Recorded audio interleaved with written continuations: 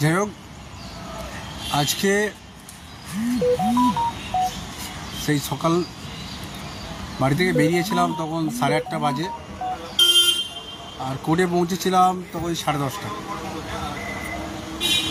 কোর্টে আসার কিছু উদ্দেশ্য ছিল, কিছু কারণ ছিল। বিভিন্ন আইনি মামলাগুলো যেগুলো ছিল, বিশেষ করে পঞ্চম শ্রেণী, সেটা লয়ার মানে আমাদের উকিলের সঙ্গে কথা হলো, লয়ারের সঙ্গে কথা হলো, সেটা মামলাটাকে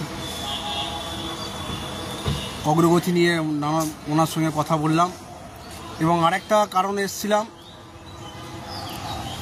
আমরা 2022 উত্তীর্ণ হয়েছি, আজ প্রায় 3 বছর অতিক্রান্ত হয়ে গেল, এখন আমরা বসে আছি। আমরা একের পর এক আন্দোলন করেছি, ধর্ণা করেছি, তবুও সেভাবে কোনো সাড়া ফেলতে আমরা পারিনি। যদিও এটা আমাদেরই দোষ।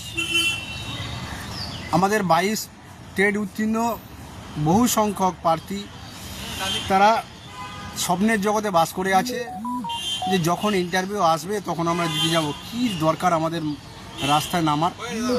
আজ তাদের জন্যই আমাদের এই অবস্থা। অনেকে ফেসবুকে বড় বড় বিপ্লবী আছে যে দাদা আন্দোলন করুন, কত কমেন্ট, দাদা আন্দোলন করুন, ওই করুন, কিন্তু কার্যক্ষেত্রে কেউ আসে না। এটাই আমাদের সবচেয়ে বড় দুঃখের বিষয়।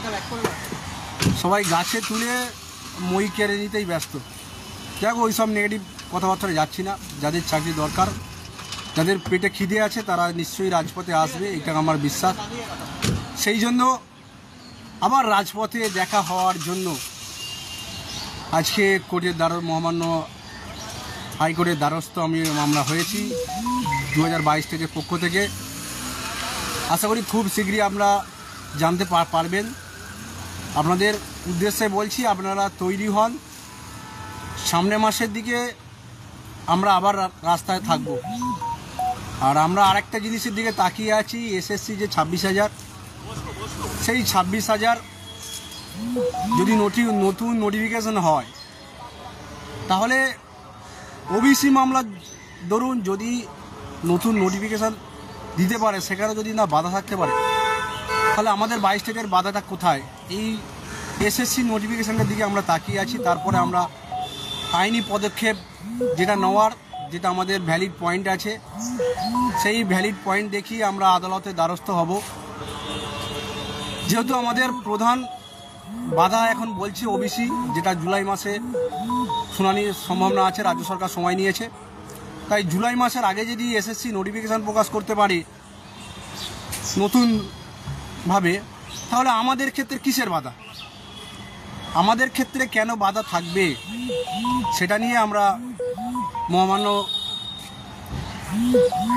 আমাদের আইনি লড়াই আমরা লড়ব।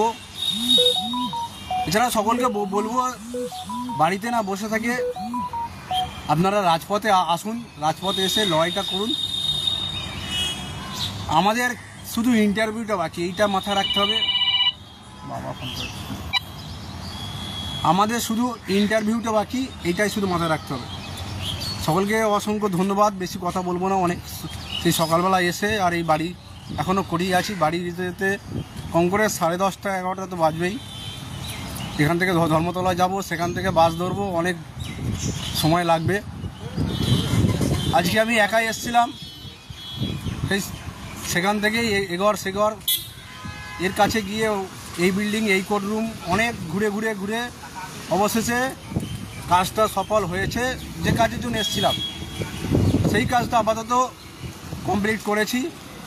করে এই বাড়ির দিকে মুড়ি খেলাম, খেয়ে বাড়ির দিকে আস্তে আস্তে যাচ্ছি। যাই যাওয়ার আগে কী জন্য এসেছিলাম তার একটা বার্তা সবাইকে দিয়ে গেলাম। আপনারা তৈরি হন, রাজপথে আমরা খুব শীঘ্রই দেখা করব। আর আমাদের সব দিকে খেয়াল আছে। অনেকে বলছে আমরা ফেসবুকে বেশি পোস্ট করি, এর কোনো অনেক কারণ আছে। নিশ্চয়ই কারণ ছাড়া এসএসসি নিয়ে এত পোস্ট হবে না, সেটার কারণ আছে। যারা বুঝতে পারলে বুঝবে, আর যারা বুঝতে পারছে না তাদের জন্য আমাদের কিছু বলার নেই। এসএসসি নোটিফিকেশন বার হলে আমাদের কিন্তু একটা দরজা খুলে যাওয়ার চান্স আছে। তাই সকলকে বলবো আপনারা তৈরি হন আর রাজপথে আসুন। এই আইন অমান্য করলে অনেকেই বলে আইন অমান্য করলে আসেন না কেন, এটাই তো বড় প্রশ্ন। আমরা কি পারি না যে 1000, 1500, 3000 নিয়ে গিয়ে একটা পুরো পর্ষদ অবরুদ্ধ করে দিয়ে আমাদের নোটিফিকেশান ছিনিয়ে আনতে? নিশ্চয়ই আমরা পারি, কিন্তু আমাদের সেই লোকবলটা নেই। আমরাও পারি যে একটা মানে পর্ষদ পুরো ঘেরাও করে রাখতে পারি, আমরাও পারি বিকাশ ভবন পুরো ঘেরাও করে রাখতে পারি, কিন্তু তার জন্য চাই লোকবল। সেই লোকবলটা আস্তে আস্তে 22 থেকে মানে উত্তীর্ণ ছেলেপুলেরা সব ঘুমিয়ে পড়ছে। তাই জেগে উঠুন, নিজের অধিকারটা নিয়ে সোচ্চার হন। আর বেশি কিছু বলছি না, আবার সবার সঙ্গে দেখা হবে খুব শীঘ্রই। সকলে ভালো থাকবেন, সুস্থ থাকবেন, আর পজিটিভ চিন্তাভাবনা করবেন। এত কমেন্ট মানে বাজে বাজে কমেন্ট করে, তার কোনো যৌক্তিকতা নেই। পাস করেছি, মনের ভিতরে স্বপ্ন আছে, সেই স্বপ্নের জন্যই লড়াই। চাকরি পাবো কি না পাবো সেটা ভবিষ্যৎ বলবে, কিন্তু আমি তো আমার কাছে 100% দিচ্ছি। চেষ্টা তো করেছিলাম, চেষ্টার তো ত্রুটি রাখিনি, চেষ্টা করেছিলাম, সফল হতে পারিনি, সেটা কপাল। বাট বাড়িতে বসে থেকে আর যখন ইন্টারভিউ আসবে সেখানে ইন্টারভিউ দিতে যাব, এটা স্বার্থপর ছাড়া আর কিছুই না। এটা আমাদের শিক্ষক সুলভ আচরণ নয়। যাই হোক, আপনারা তৈরি হন, রাখছি। সকলে ভালো থাকবেন, টাটা। আবার দেখা হবে রাজপথের ময়দানে।